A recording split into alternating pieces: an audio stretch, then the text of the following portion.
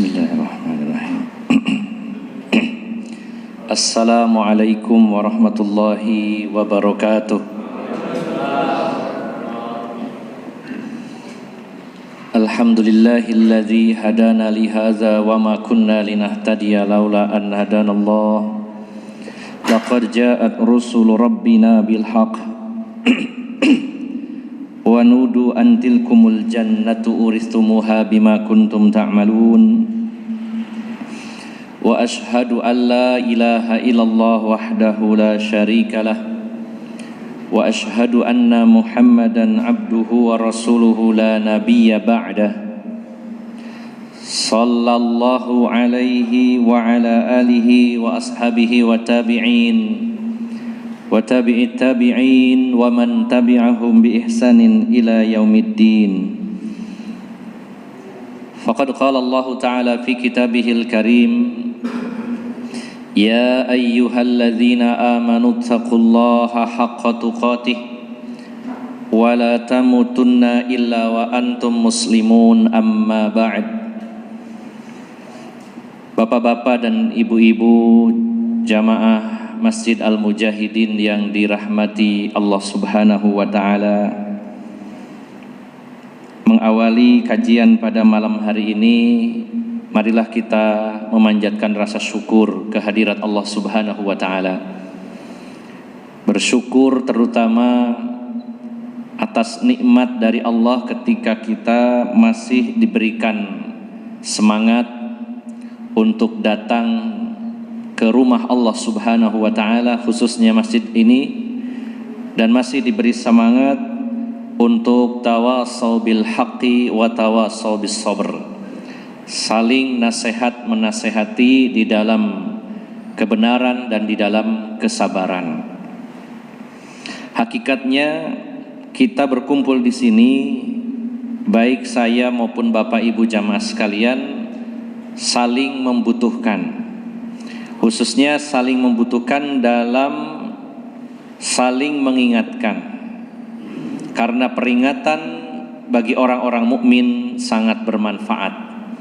Inna dzikra tanfa'ul mu'minin. Sesungguhnya peringatan itu sangat berguna dan sangat penting bagi orang-orang beriman. Bapak Ibu jamaah sekalian yang dimuliakan Allah Subhanahu wa Ta'ala, kita bertemu di sini saling mengingatkan agar kita tetap teguh di atas hidayah Allah, saling mengingatkan akan jalan menuju surganya Allah Subhanahu wa Ta'ala, termasuk juga saling mengingatkan yaitu ketika kita lupa sejarah para pendahulu kita, terutama dari kalangan salafus salih, yaitu generasi terbaik umat Islam ini.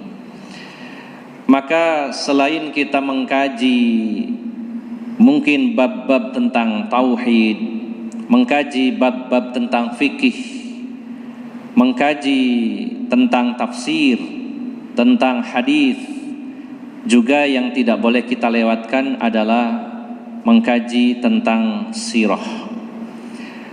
Baik itu kisah para nabi dan rasul, termasuk sirah nabawiyah, perjalanan hidup Rasulullah sallallahu alaihi wasallam, dan juga termasuk sirah orang-orang saleh yang telah mendahului kita. Bapak Ibu jamaah sekalian yang dimuliakan Allah Subhanahu wa Ta'ala, mempelajari perjalanan hidup dan kisah-kisah para pendahulu kita yang saleh memiliki banyak sekali manfaat. Salah satunya adalah agar kita bisa mengambil ibrah, yaitu pelajaran. Di dalam surat 12, surat Yusuf ayat 111, Allah Subhanahu wa Ta'ala berfirman, laqad kana fi qasasihim ibratun liulil albab. Dan sesungguhnya pada kisah-kisah mereka ada ibrah, pelajaran yang bisa kita ambil, dan Allah memanggil, wahai orang-orang yang memiliki akal sehat. Bila kita memiliki akal yang baik, yang sehat, kita akan bisa mengambil ibrah, pelajaran dari kisah-kisah orang-orang soleh terdahulu. Kemudian juga yang kedua, Bapak Ibu jamaah sekalian, kisah-kisah orang-orang terdahulu yang soleh, terutama para nabi dan rasul, menjadi sebab diteguhkannya kita di jalan Allah Subhanahu wa ta'ala. Allah nyatakan dalam surat Hud surat 11, yaitu di ayat yang ke-120, Allah berfirman, wa kullan naqussu 'alaika min amba'ir rusuli ma nusabbitu bihi fuadak. Dan setiap kami kisahkan kepadamu dari kisah-kisah para nabi, maka dengan kisah tersebut kami teguhkan hatimu. Allah menyatakan, kalau kita sering membaca atau mendengar kisah-kisah orang-orang soleh, baik dari kalangan para nabi dan rasul ataupun orang selain nabi dan rasul dari kalangan orang-orang soleh, maka dengan sebab kisah tersebut Allah nyatakan, kami akan jadikan kalian istiqomah di jalanku, di jalan Allah Subhanahu wa ta'ala. Allah akan teguhkan kita di jalan Allah Subhanahu wa ta'ala.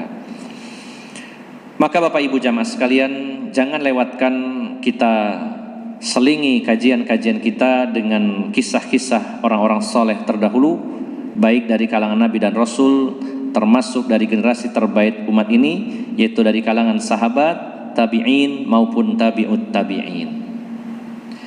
Kemudian Bapak Ibu jamaah sekalian yang dimuliakan Allah Subhanahu wa ta'ala, penting bagi kita untuk selalu mengupgrade ilmu kita terkait tentang sejarah.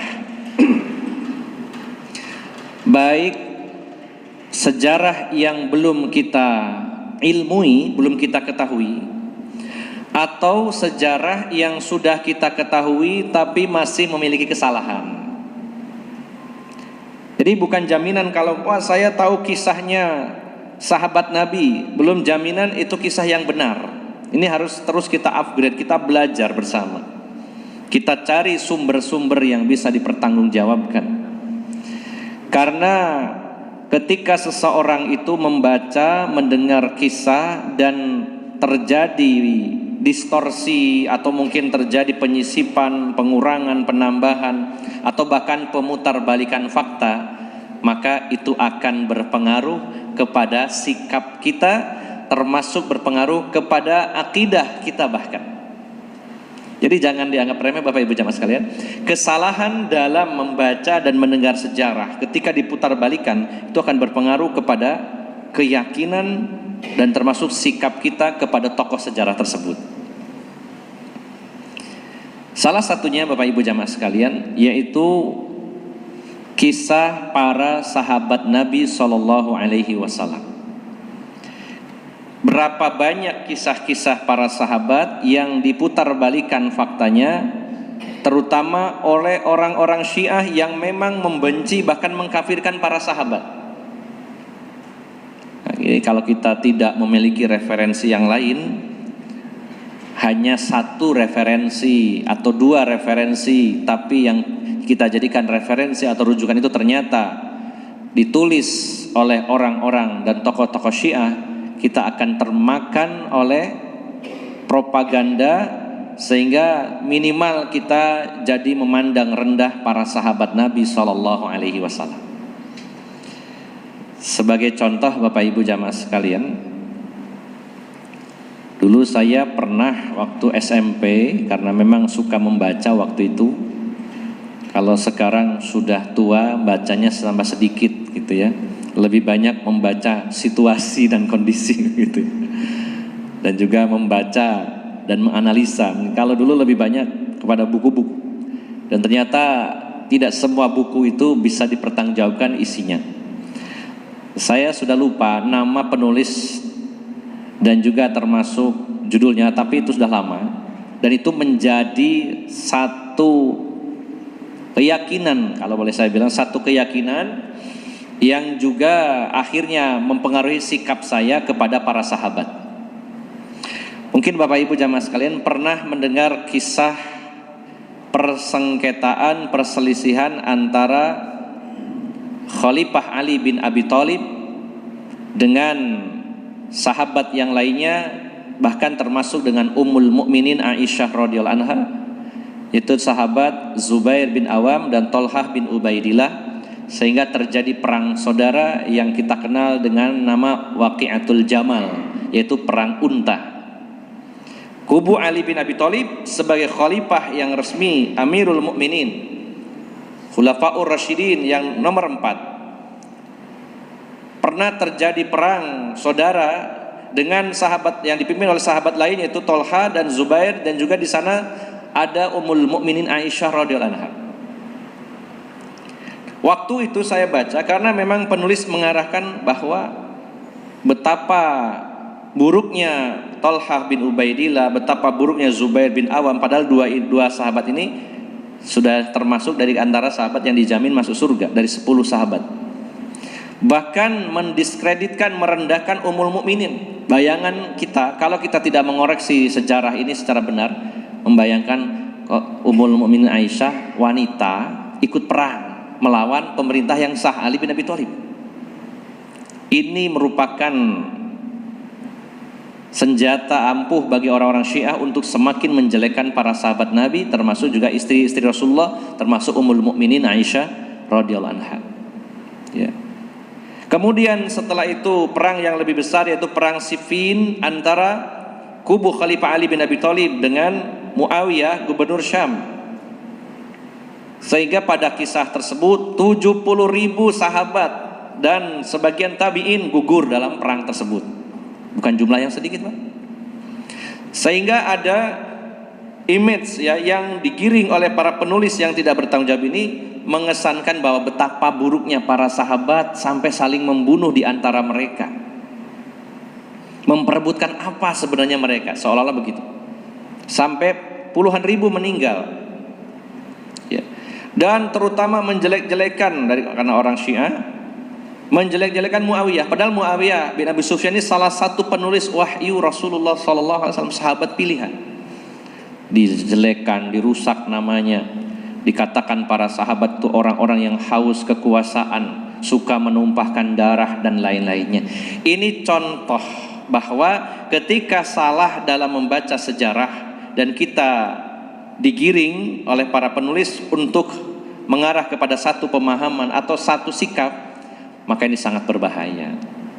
Akhirnya di kemudian hari, alhamdulillah saya menemukan sebuah kitab, dan ini kitab yang meluruskan sejarah para sahabat, khususnya persengketaan Ali bin Abi Thalib dengan sahabat yang lainnya. Barulah terbuka ternyata tidak seburuk yang saya bayangkan dahulu. Perang yang terjadi di antara mereka adalah perang karena kesalahpahaman, perang karena masing-masing punya ijtihad, dan perang yang memang disulut oleh oknum-oknum yang memang menginginkan pertumpahan darah. Bukan karena kubu Ali ataupun lawannya, tapi ada penyusup ke dalamnya, baik perang Jamal maupun perang Siffin, dua-duanya karena adanya provokasi yang sangat luar biasa. Nah, maka ini gambaran global. Bila ingin detailnya bisa kita buka kembali lembaran sejarah para sahabat Nabi. Oleh karena itu kita penting sekali mengupgrade ilmu kita berkaitan dengan sirah nabawi, sirah para sahabat, tabi'in dan tabi'ut tabi'in. Maka banyak referensi yang bisa dipertanggungjawabkan. Kita bisa membuka kitab Al-Bidayah wan Nihayah yang ditulis oleh Imam Ibnu Katsir. Kita bisa buka kitab Siyar A'lami Nubala yang ditulis oleh Imam Az-Zahabi. Di rumah saya dapat hadiah kitab tersebut, belum sempat baca, baru sebagian kecil karena ada 15 jilid. Ya, Siyar A'lami Nubala. Cukup tebal ya, seperti Quran gitu, ada 15 jilid. Siyar jamak dari sirah. Artinya siyar berarti sirah. A'lam nubala, nubala artinya orang-orang mulia. Sirah orang-orang mulia yang ada di dunia ini, kurang lebih begitu. Maka di sana terdapat kisah Rasulullah sallallahu alaihi wasallam, kisah Khulafaur Rasyidin, para sahabat, para tabi'in, para tabi'ut tabi'in dan orang-orang soleh lainnya. Nah, maka ini di antara sebagian kecil dari kitab-kitab para ulama yang membahas tentang sirah orang-orang soleh terdahulu. Baik Bapak Ibu jamaah sekalian, pada malam hari ini yang akan kita mungkin lebih tepatnya kutip ya, karena bila dijelaskan secara detail pastinya membutuhkan waktu yang cukup lama. Kita akan mengangkat yaitu sirah dari manusia-manusia pilihan dari kalangan sahabat Nabi Shallallahu Alaihi Wasallam. Bila pertemuan yang dulu bulan lalu kita sudah membahas tentang konglomerat di sekeliling Rasulullah Shallallahu Alaihi Wasallam, yaitu orang-orang dari kalangan sahabat yang memiliki harta yang berlimpah dan mereka adalah para mujahid di jalan Allah yang menginfakkan harta-harta mereka di jalan Allah Subhanahu wa taala. Kita sudah mengenal nomor satu konglomerat yang ada di sekeliling Rasulullah SAW, yaitu sahabat Abdurrahman bin Auf, yang saat meninggalnya beliau meninggalkan harta ya. Ini belum termasuk semasa hidup beliau yang beliau infakkan, belum termasuk, hanya peninggalannya saja hampir mendekati angka 7 triliun ya Pak. Itu bukan angka yang kecil ya, 6, sekian ya, dulu sudah kita bahas pada bulan lalu.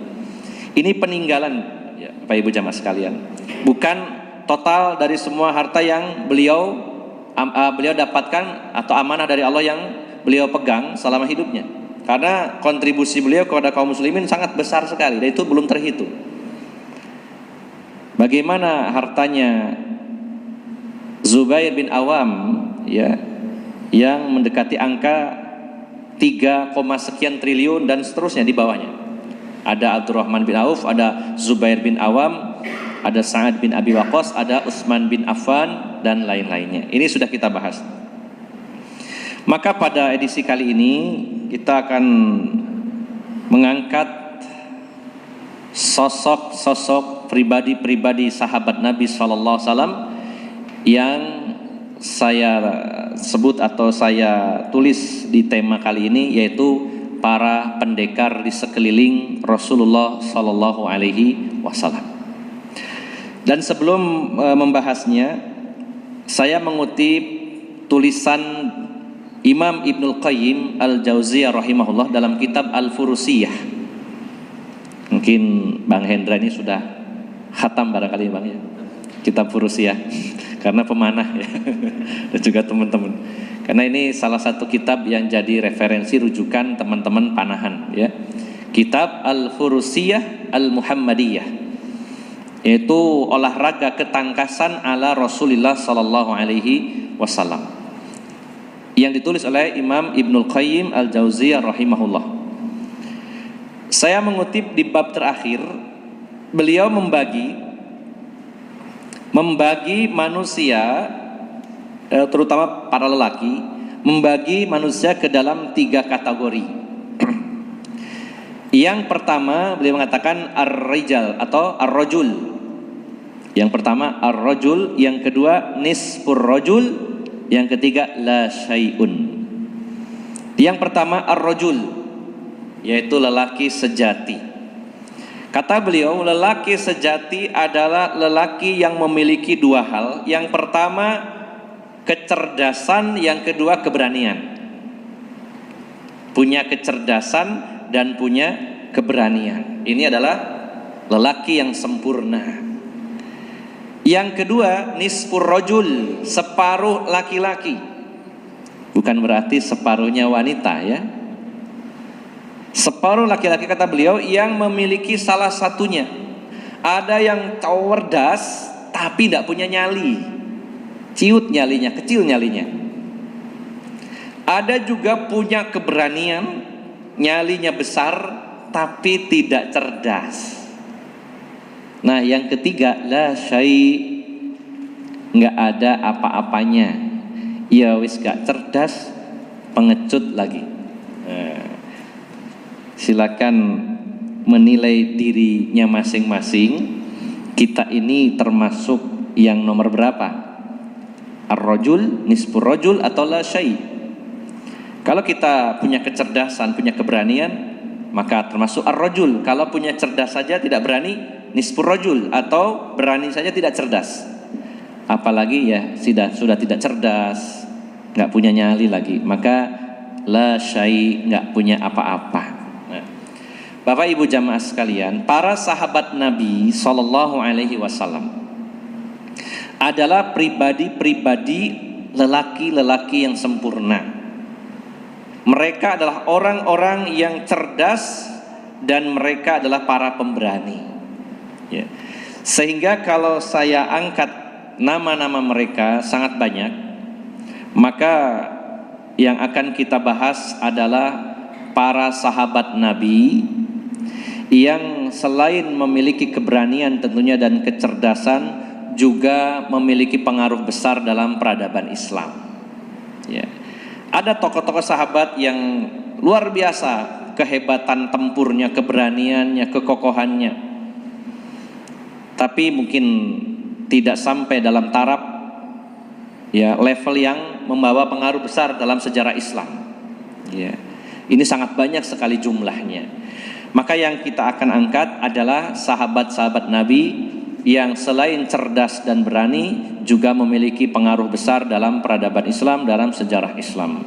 Mereka adalah para panglima-panglima Islam, bahkan para penakluk-penakluk yang hidup di zaman Rasulullah SAW dan juga sebagiannya di zaman Khulafaur Rasyidin dan juga di zamannya para khalifah-khalifah Islam lainnya. Ya.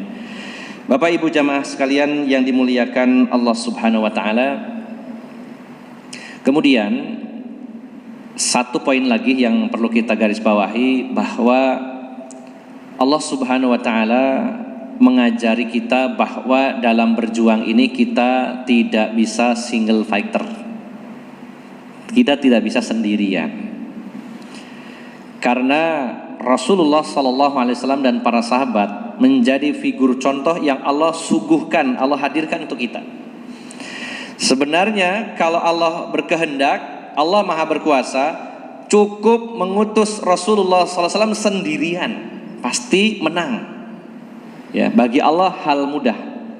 Ya, hanya Rasulullah sendirian, Allah berikan kemampuan, Allah berikan pertolongan, bisa. Tapi ternyata Allah memberikan ilmu ajaran kepada kita bahwa dalam berjuang itu butuh teman, butuh tim. Adanya teamwork di sana. Adanya para sahabat Nabi SAW yang mendampingi, menemani Rasulullah SAW, ini contoh bagi kita. Bapak Ibu jamaah sekalian, kalau kita sekarang berjuang sendirian, maka kemampuan kita terbatas. Apa yang kita ketahui, walaupun kita cerdas, terbatas. Beda dengan banyak orang yang masing-masing punya andil, punya kontribusi, punya kelebihan, punya potensi, lalu digabungkan. Kemudian ada seseorang yang bisa merakit semua itu menjadi sebuah satu kesatuan, Masya Allah, luar biasa. Akan menjadi satu kekuatan yang luar biasa. Maka kita biasakan berkumpul dengan saudara-saudara kita, kita bertukar pikiran, kita gabungkan ide-ide kita dengan teman-teman kita, dan kita berjuang bersama, bahu-membahu, saling melengkapi, saling menguatkan, saling mengokohkan. Itulah contoh dari para sahabat Nabi Sallallahu Alaihi Wasallam. Nah, baik Bapak Ibu jamaah sekalian, mungkin pada pertemuan ini cukup satu figur dulu ya. Nanti kita akan gali lagi referensi-referensi yang lain. Pada kali ini satu figur sahabat Nabi Sallallahu Alaihi Wasallam. Jika kita kaitkan dengan judulnya, para pendekar di sekeliling Rasulullah Sallallahu Alaihi Wasallam. Kira-kira dalam gambaran bapak-bapak, yang pertama yang paling besar pengaruhnya dan kehebatannya dalam masalah urusan bertempur, kira-kira siapa Pak? Ada gambaran tidak Pak dalam pikiran? Dikira-kira aja tidak apa, salah juga tidak masalah ya, karena setiap orang punya persepsi dan itu tidak disalahkan. Figur yang memiliki kecerdasan, keberanian dan punya pengaruh dalam peradaban Islam. Kira-kira siapa Pak? Siapa? Khalid bin Walid, tepat sekali. Khalid bin Walid. Ya. Mengapa diangkat oleh para ulama, para penulis tentang sejarah yang berkaitan dengan heroisme itu Khalid bin Walid? Ya. Maka pada kesempatan yang berbahagia ini saya akan mengangkat kisah Khalid bin Walid secara global, karena ada tambahan-tambahan, yaitu beberapa kasus yang terjadi dalam kehidupan Khalid, dan juga nanti saya coba mencari referensi terkait beberapa kata-kata mutiara atau mungkin semacam statement Khalid bin Walid yang sangat berharga dan bernilai bagi kita semuanya. Bapak Ibu jamaah sekalian yang dimuliakan Allah Subhanahu wa taala. Yang pertama, Khalid bin Walid, ya, saya masih ingat nama sosok dari bapak beliau, Walid bin Mughirah.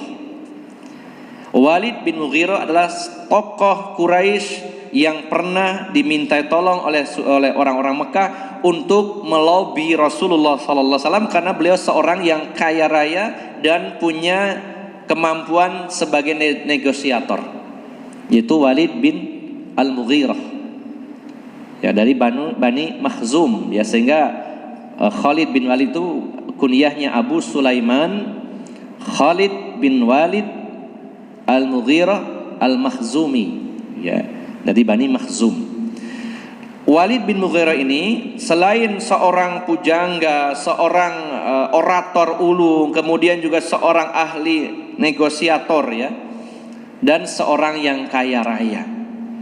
Pernah diminta oleh kaumnya untuk bertemu Rasulullah dan berdebat dengan Rasulullah SAW.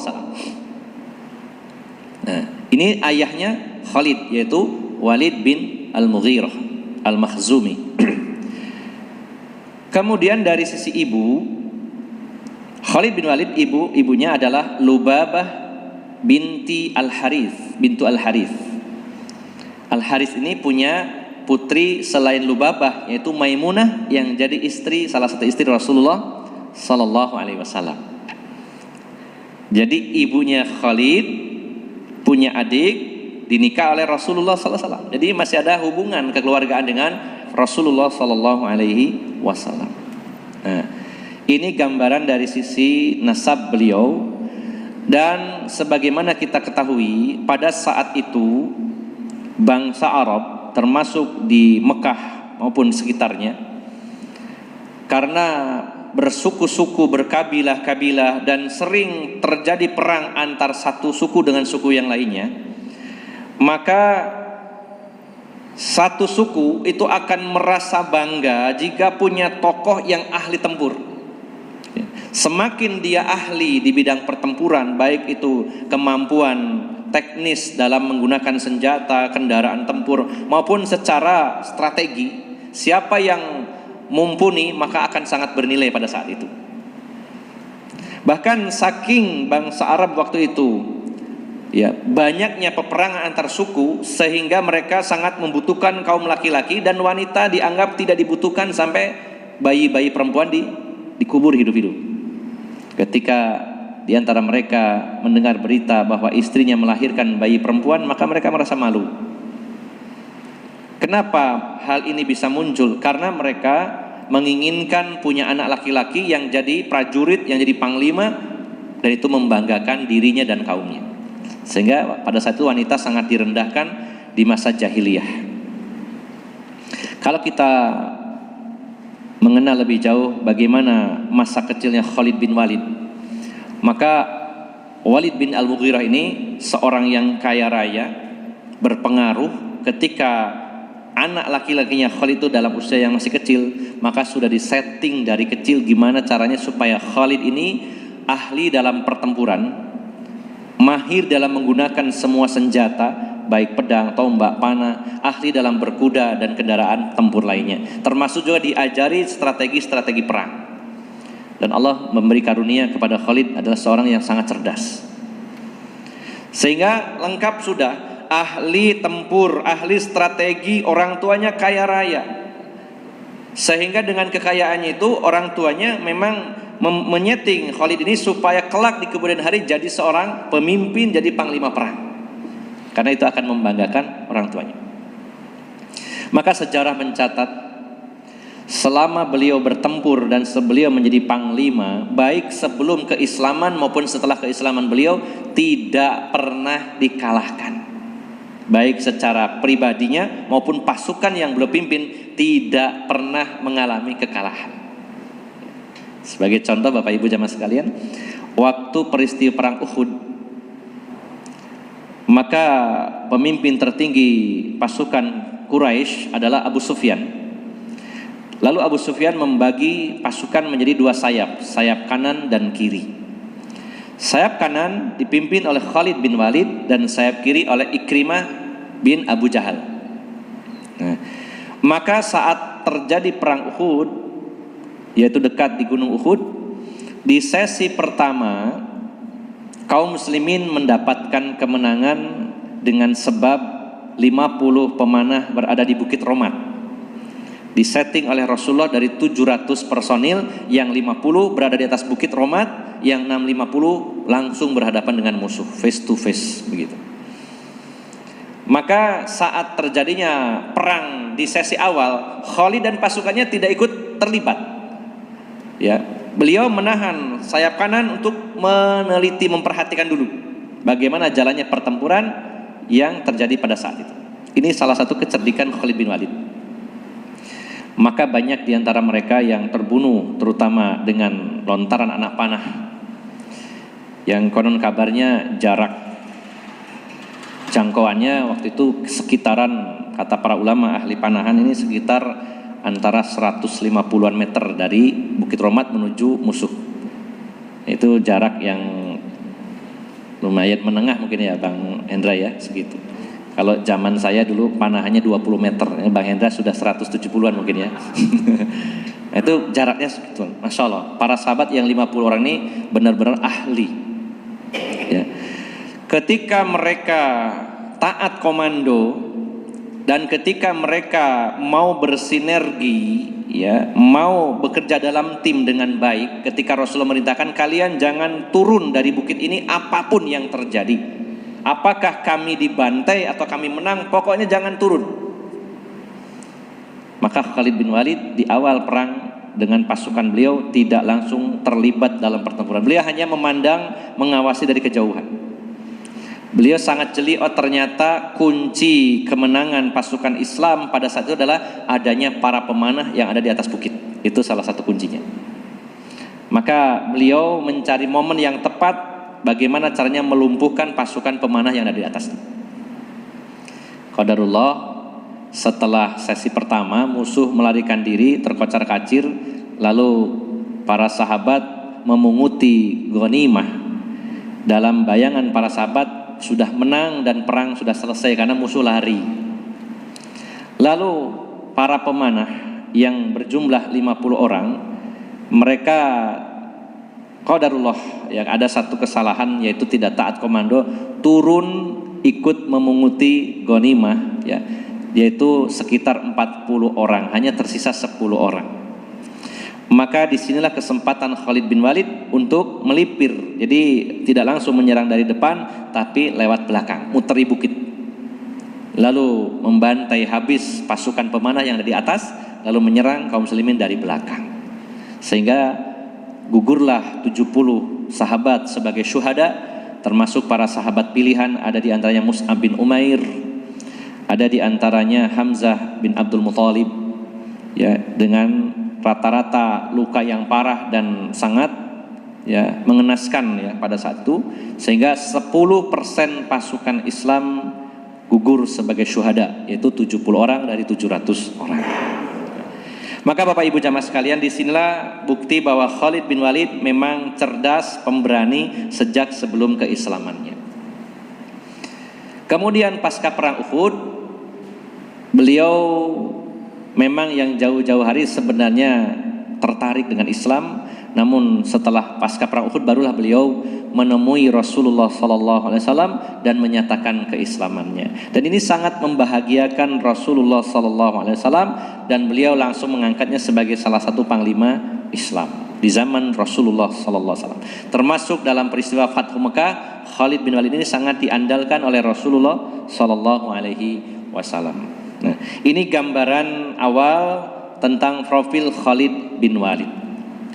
Kemudian Bapak Ibu jamaah sekalian, kita masih membahasnya ketika masih Rasulullah hidup pada saat itu. Kita akan sangat mengenang bagaimana dahsyatnya perang Mu'tah ya, bukan Mut'ah Pak ya, jangan ketukar ya. Kalau mut'ah itu kawin kontrak, nanti salah ya. Mu'tah atau mut'ah ya. Jangan ketukar. Perang Mu'tah.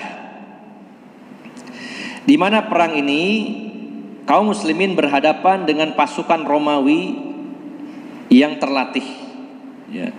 Dan pada saat itu Rasulullah SAW, ini juga merupakan mukjizat beliau SAW. Beliau menunjuk pemimpin atau panglima perang yang pertama. Ini dalam hadis Bukhari dijelaskan. Rasulullah bersabda, sesungguhnya kaum muslimin akan berhadapan dengan pasukan Romawi dan kaum muslimin akan dipimpin oleh Zaid bin Harithah, putra angkat Rasulullah sallallahu alaihi wasallam. Dan Rasulullah mengabarkan, kalau Zaid gugur, maka komando atau panglima akan dipegang oleh Ja'far bin Abi Thalib, ya, saudara dari Ali bin Abi Thalib. Dan kata Rasulullah, kalau Ja'far bin Abi Thalib gugur, maka panglima perang akan dipegang oleh Abdullah ibnu Rawahah. Dan setelah itu Rasulullah menyatakan, kalau Abdullah ibnu Rawahah gugur, maka pasukan akan dipimpin oleh salah satu dari pedang Allah Subhanahu wa taala. Hanya menyebut itu, tidak sebut nama. Akan memimpin kalian menjadi panglima yang keempat, yaitu salah satu pedang dari pedang-pedang Allah Subhanahu wa taala. Nah, ini betul-betul sebuah mukjizat, dan ternyata ketika pasukan Islam berangkat hanya berjumlah 3.000 berhadapan dengan pasukan Romawi yang berjumlah 200.000. Saya membayangkan, la haula wala quwwata illa billah, ya. Jumlah pasukan Pak 200.000 itu banyak Pak. Kira-kira lapangan sebelah ini tidak muat mungkin Pak ya, 200.000 Pak. Dan itu pasukan yang bersenjata lengkap, kemudian juga terlatih. Ya, kita tahu bahwa Romawi salah satu negara adikuasa waktu itu, salah satu imperium terkuat di zaman itu selain Persia. Ibaratnya seperti sekarang, ya seperti Amerika atau Rusia atau Cina mungkin. Maka kaum muslimin berangkat hanya 3.000 personil berhadapan dengan 200.000 personil. Secara senjata jauh kalah, secara perbekalan logistik juga kalah, secara kendaraan tempur juga kalah, secara personil jauh lebih kalah. Berarti 3 orang melawan 200 orang dikeroyok, atau kurang lebihnya 1 lawan 70 orang. Kira-kira panjenengan ngatasin apa Pak? 1 lawan 70. Kadang siji lawan siji guru karon menang. Ya, 1 banding 70. Dan betul-betul apa yang disabdakan Rasulullah itu, yang gugur pertama kali tidak tertukar adalah yaitu Zaid bin Harithah sebagai panglima perang gugur. Kemudian panji Islam, bendera Islam dipungut oleh Ja'far bin Abi Thalib dan memimpin pasukan. Kemudian tangan kanan beliau ditebas oleh musuh sampai putus. Bayangkan Pak, kalau logikanya tangan putus itu ngeri loh Pak. Jangankan tangan Pak, jari putus. Kira-kira mungkin gupun apa buatan Pak? Jangan. Wah putus. Jari loh Pak, itu gupunya luar biasa Pak. Ini tangan Pak, tangan kanan del putus. Bendera diambil tangan kiri, diputus lagi tangan kirinya. Kemudian bendera diapit ya dengan ketiak beliau, kemudian leher beliau yang ditebas oleh musuh. Ya. Sehingga ketika jenazah beliau dibawa pulang oleh kaum muslimin, keluarga beliau begitu bersedih. Ya, sangat terkenang dalam sejarah bagaimana sedihnya keluarga Ja'far bin Abi Thalib sampai Rasulullah memerintahkan kepada kaum muslimin, wahai kaum muslimin, kalian masakan kirimkan kepada keluarga Ja'far bin Abi Thalib. Dan demi Allah, sesungguhnya Allah akan mengganti kedua tangan Ja'far bin Abi Thalib dengan 2 sayap di surga, di mana dia bisa terbang kemanapun dia inginkan di dalam surganya Allah Subhanahu wa taala. Kemudian setelah itu komando dipegang oleh Abdullah ibnu Rawahah dan akhirnya beliau pun gugur. Maka saat itu ya pertama kali ya bendera diambil oleh Thabit bin Akram tapi bukan untuk memimpin. Ya. Thabit bin Aqram mengangkat bendera itu dan berteriak, "Wahai kaum muslimin, kalian pilih siapa yang akan memimpin kalian." Dan semua orang saat itu tegas sepakat Khalid bin Walid dipilih. Maka Khalid bin Walid langsung ambil posisi sebagai panglima perang. Dan luar biasa ya, pada saat itu yang jadi catatan sejarah adalah bagaimana kecerdasan Khalid bin Walid. Jadi Bapak Ibu jamaah sekalian, kita dalam menghadapi situasi seperti ini kita ambil pelajaran bahwa kekuatan fisik itu jangan terlalu jadi andalan, tapi juga kekuatan akal, otak. Ya. Karena secara fisik sudah jelas kalah telak, bisa dibayangkan. Maka apa yang terjadi? Beliau Khalid bin Walid keesokan harinya mengatur pasukan dengan cara menukar sayap kanan dan kiri, ditukar. Ya, jadi yang kemarin di kanan dipindah ke kiri, yang kiri ke kanan. Ya, menyerang dari dua arah, kanan dan kiri. Sehingga pasukan musuh waktu itu cukup kaget. Wah, ini kok kelihatannya beda nih modelnya dari yang kemarin. Jadi sama-sama dua sisi itu melihatnya ini orang-orang yang berbeda, berarti ada bantuan lagi datang. Kemarin saja walaupun 3.000 kita kerepotan, bagaimana kalau datang lagi? Ya. Sehingga singkat kisahnya adalah Khalid bin Walid waktu itu memang berstrategi bagaimana caranya untuk menyelamatkan kaum muslimin mundur. Yang pasukan Romawi mundur, kaum muslimin juga mundur. Tapi sebenarnya Rasulullah dalam sebuah sabda beliau menyatakan kaum muslimin menang. Ya. Karena apa? Sama-sama mundurnya, tapi kan jumlah jauh. Kalau memang Romawi itu menang, harusnya sudah menghabiskan yang 3.000 itu, sudah selesai dihabiskan. Buktinya tidak. Sejarah mencatat yang meninggal dari kalangan kaum muslimin dari 3.000 personil hanya 12 orang. Sedikit Pak, 12 orang dengan menghadapi pasukan begitu besar. Ya. Sehingga sejak saat itulah Khalid bin Walid benar-benar terbukti bahwa beliau itu orang yang sangat mahir dalam pertempuran, dan beliau juga seorang yang memiliki kecerdasan akal, sehingga ya, dengan jasa beliau kaum muslimin terselamatkan waktu itu. Ini di zaman Rasulullah SAW. Kita persingkat. Selanjutnya di zaman Khalifah Abu Bakar, beliau termasuk yang memimpin pasukan dalam peristiwa perang Riddah. Riddah ini orang-orang yang murtad, orang-orang yang keluar dari Islam sepeninggalan Rasulullah SAW, dan yang membereskan mereka di bawah kepemimpinan Khalid bin Walid. Namun yang paling luar biasa puncaknya adalah ketika beliau memimpin kaum muslimin di zaman Khalifah Umar ibn Khattab. Ini sudah isya ya? Sudah isya belum? Barangkali azan dulu, nanti kita lanjutkan sedikit. Atau bagaimana? Monggo saya serahkan ke takmir. Dilanjutkan dulu baru azan atau azan dulu? Oke, monggo azan dulu, nanti kita lanjut sedikit.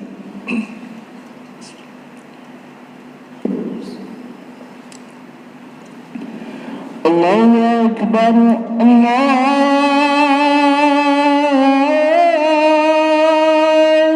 Akbar, Allahu Akbar,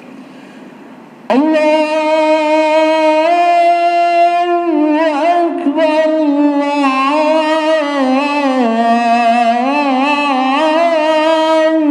Akbar.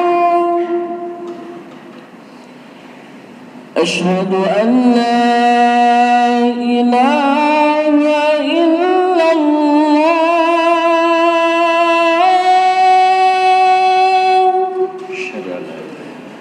أشهد أن لا إله إلا الله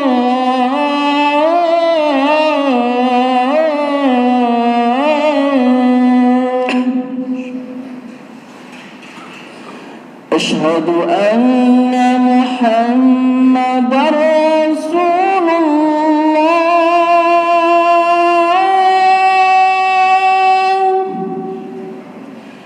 أشهد أن محمدًا رسول الله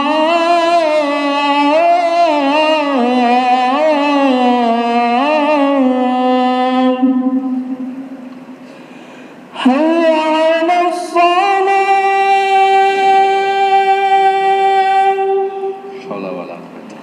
حي على الصلاة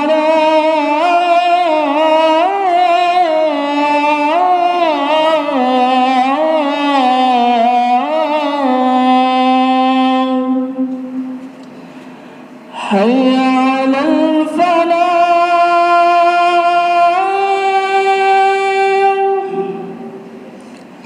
حي على الفلاح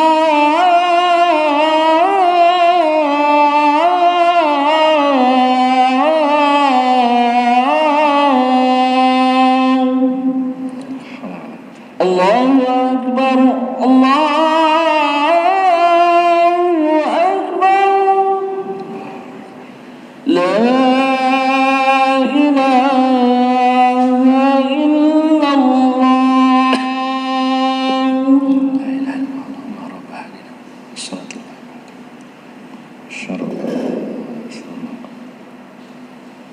Alhamdulillah wassalatu wassalamu ala Rasulillah wa ala alihi wa sahbihi wa mawalah amma ba'd. Kita lanjutkan lagi Bapak Ibu jamaah sekalian. Puncak karir yang tertinggi atau puncak prestasi yang tertinggi dari sahabat Khalid bin Walid adalah di masa Khalifah Umar ibn Khattab, di mana ada beberapa perang dan penaklukan yang beliau lakukan bersama kaum muslimin.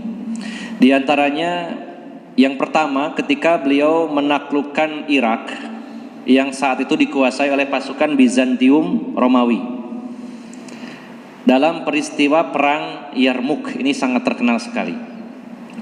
Panglima perang kaum muslimin adalah Khalid bin Walid dengan membawahi 46.000 personil kaum muslimin dan berhadapan dengan 240.000 pasukan Romawi.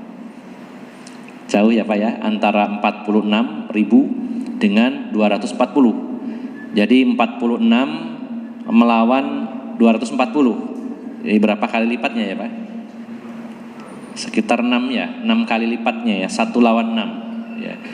Masih lumayan ya dibandingkan perang Mu'tah tadi ya. Tapi tetap yang dihadapi sangat berat. Salah satu momen yang sangat penting waktu itu adalah di mana ya pasukan Bizantium itu waktu itu mengikat kaki pasukannya dengan rantai supaya tidak mundur.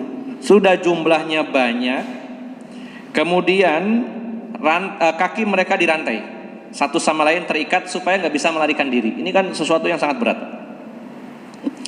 Namun atas pertolongan Allah Subhanahu Wa Taala dan dengan sebab panglimanya yang cerdas, Khalid bin Walid pada saat itu mengatur pasukan menjadi sayap kiri dan kanan, kemudian pasukan tengah, dan pasukan tengahnya dibuat bergelombang. Jadi beliau dari jumlah sekian puluh ribu, 46.000 itu datangnya tidak langsung brek gitu ya, tapi bertahap. 100 orang, 100 orang, 100 orang terus, dan 100 orang jejer Pak ya. Nah, 100 orang kalau melebar datang barengan, dan itu bergelombang datang terus, kayak luar biasa banyaknya itu Pak. Saya dihitung Pak, kalau 10.000 saja berarti 100 rombongan ya Pak ya. Dan itu banyak. Nah, maka yang terjadi pada saat itu adalah nyali dari musuh-musuh Islam begitu ciut karena melihat pasukan Islam yang dianggapnya sangat banyak. Sehingga dalam peristiwa perang Yarmuk ini Khalid bin Walid ditakdirkan oleh Allah Subhanahu Wa Taala menjadi pemimpin dan panglima yang memenangkan perang, yaitu menaklukkan daerah wilayah Irak ya. Kemudian setelah itu Umar bin Khattab mengirim Abu Ubaidah ibn Jarrah menuju Palestina, menuju Syam. Sesampainya di Syam, pasukan Romawi juga besar. Maka Abu Ubaidah, kalau sekarang mungkin calling ya, telepon atau menghubungi Khalifah minta bantuan.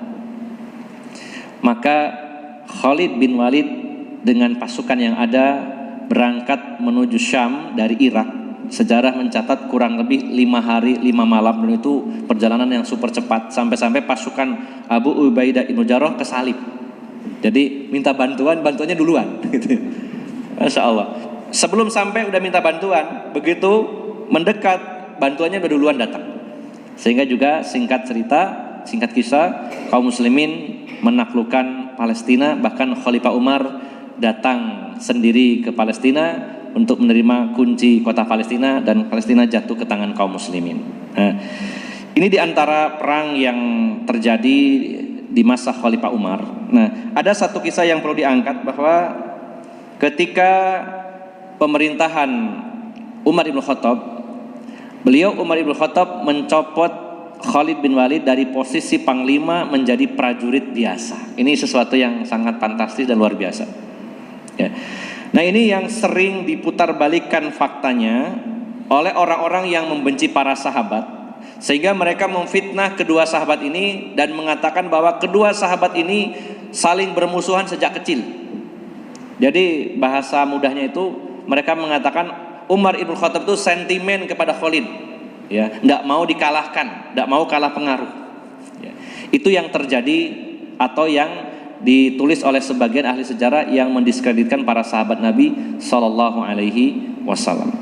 Nah, kita akan coba menggali dari sumber-sumber lain bahwa ternyata Bapak Ibu jamaah sekalian, Umar ibn Khattab beliau mencopot Khalid bin Walid dari posisi panglima perang menjadi prajurit biasa, yaitu karena ada alasan yang berkaitan dengan masalah tauhid.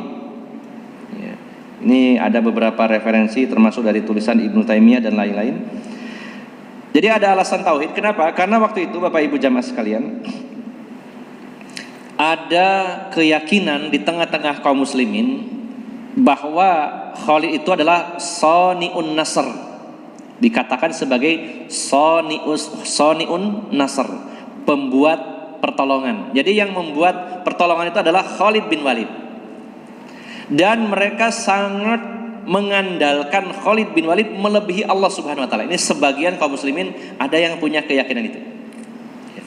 Saking hebatnya Khalid bin Walid, setiap perang yang beliau ikuti, maka secara pribadi maupun personil yang menjadi pasukan beliau tidak pernah kalah, selalu menang. Berapapun musuh yang dihadapi selalu menang. Sehingga ada keyakinan di tengah-tengah masyarakat kaum muslimin bahwa Khalid itu adalah pembuat pertolongan, pembuat kemenangan.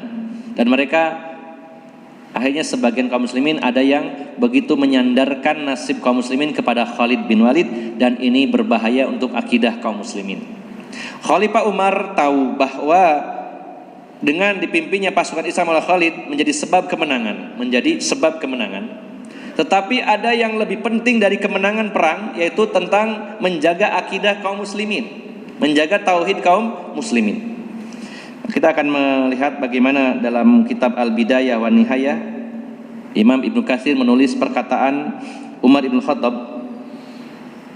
Beliau mengatakan, ini dalam Al-Bidayah wa Nihayah jilid ke-7 halaman 81. Beliau mengatakan, Umar bin Khattab berkata, "Inni lam a'zal Khalidan an sukhtatin wala khiyanatin walakin nas futinu bih fa ahbabtu an yu'allimu anna Allah was-sani." Kata Umar bin Khattab, sesungguhnya aku tidak mencopot Khalid bin Walid karena marah atau karena dia khianat, bukan. Saya mencopot Khalid bin Walid dari kedudukannya sebagai panglima tertinggi perang, ya, panglima perang tertinggi. Mungkin kalau sekarang panglima TNI gitu ya, atau panglima Polri ya, panglima TNI. Saya mencopot Khalid bin Walid bukan karena saya marah kepadanya, bukan karena dia berkhianat, tidak sama sekali.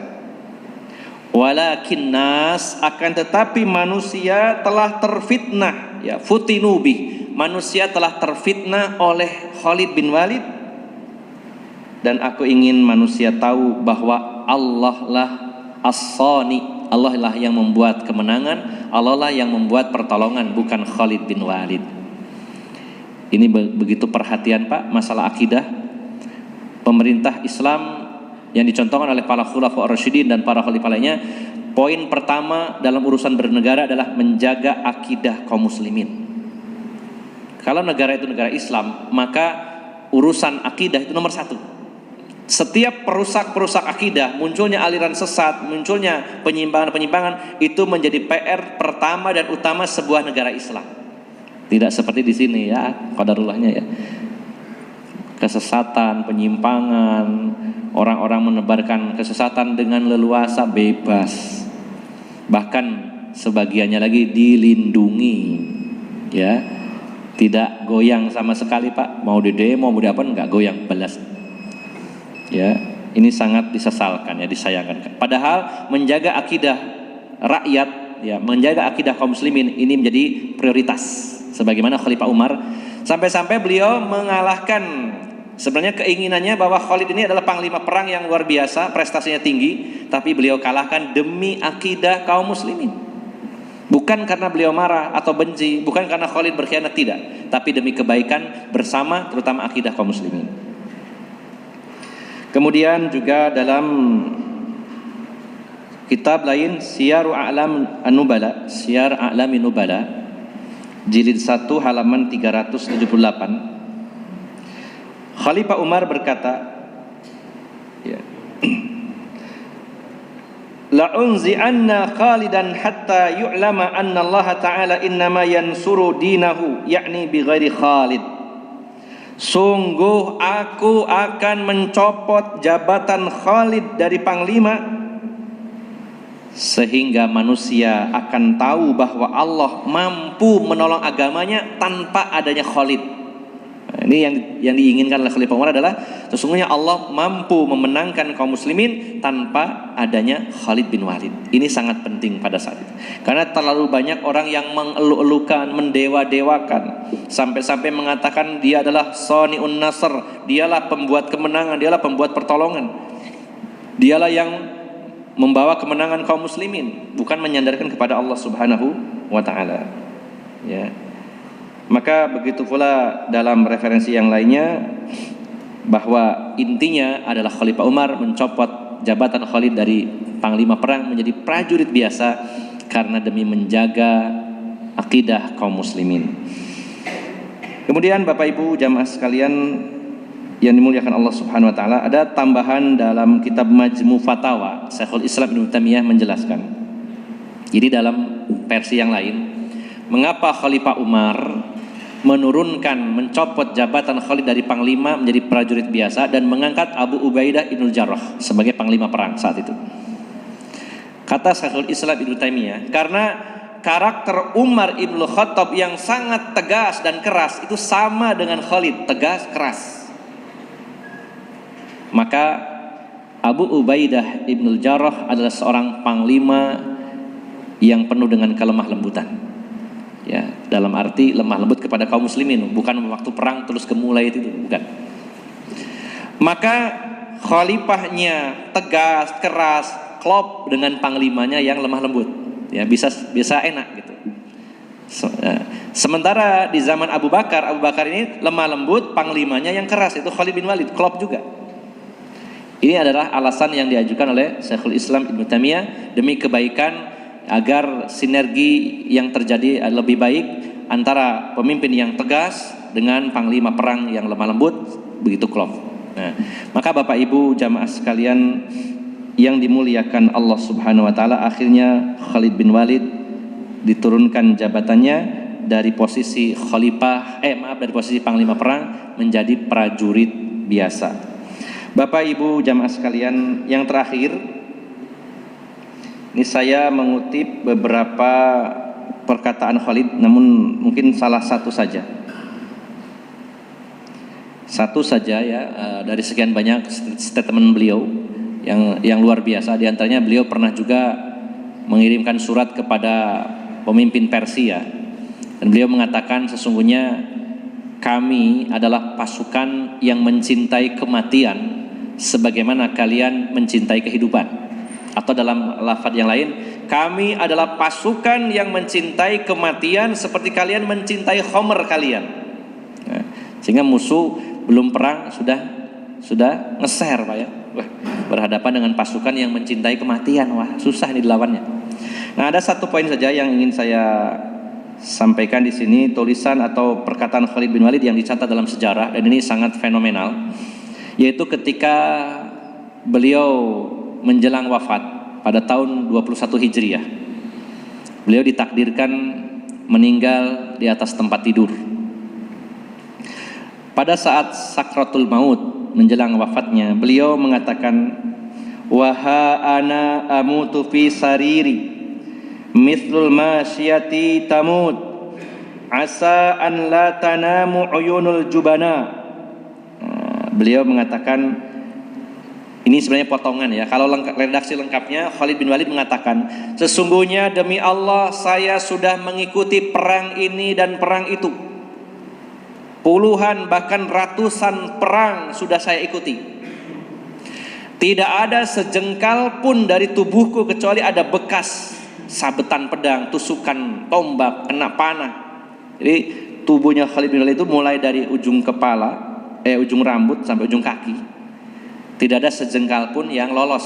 Yang namanya perang Pak, ya walaupun pendekar, walaupun sesakti apapun, hebat apapun, kalau namanya perang itu dikeroyok ratusan ribu orang ya seperti itu, pasti ada luka-luka. Beliau mengatakan, demi Allah saya sudah mengikuti perang ini disebutkan oleh beliau. Tidak ada sejengkal pun dari tubuhku kecuali ada bekas luka, baik oleh pedang, tombak, panah dan lain-lainnya. Wahana, dan sekarang aku akan mati di atas tempat tidur seperti matinya seekor unta. Asa an latanam uyunul jubana, ya, maka tidak akan bisa terpejam, tidak akan bisa tidur mata-mata para pengecut setelah ini. Jadi artinya begini Bapak Ibu jamaah sekalian, Khalid bin Walid ingin menyampaikan pesan moral kepada kita bahwa saya ini sudah ikut ratusan perang, buktinya nggak mati di medan perang. Maka mata para pengecut nggak akan pernah terpejam kalau tahu kisah saya ini. Ya, artinya banyak orang berpikiran kalau berangkat perang, wah ini resiko mati. Beliau ingin menunjukkan bahwa saya ini sebelum Islam sampai masuk Islam bersama Rasulullah, bersama Abu Bakar, bersama Umar, sudah ratusan perang saya ikuti, sudah luka-luka di seluruh tubuh saya. Buktinya saya tidak mati di medan perang, saya justru akan mati di atas tempat tidur seperti matinya seekor unta. Masya Allah. Padahal beliau sangat bercita-cita ingin mati syahid di medan perang. Tapi Rasulullah sudah menyatakan, siapa yang dengan jujur meminta dan bercita-cita ingin mati syahid, maka dia akan dicatat sebagai seorang syahid walaupun meninggal di atas tempat tidur. Tapi jujur Pak ya, dalam hati kita, ya Allah saya pingin mati syahid di medan perang. Kalaupun nantinya kita mati di rumah sakit Gatul, ya, di rumah sakit Sakinah, dianggap sebagai mati syahid. Tapi jujur Pak, bukan dibuat-buat. Ya Allah saya pingin mati syahid, tapi kayaknya gak wani ya. Enggak seperti itu, benar-benar. Nah, maka ini pelajaran bagi kita bahwa beliau mengatakan tidak akan terpejam mata para pengecut. Intinya pelajaran bagi kita bahwa mati itu sudah ditetapkan oleh Allah Subhanahu wa taala, tidak akan dipercepat dengan berangkat berjihad dan tidak akan diperlambat dengan tidak berangkat. Ya. Sampai pernah terjadi perdebatan saya di grup sama teman-teman waktu ada kasus Wamena, kerusuhan Wamena. Ayo berangkat, karena informasinya waktu itu ada pembantaian muslim katanya. Kita butuh investigasi, butuh berangkat ke sana walaupun dengan penuh kesulitan ya.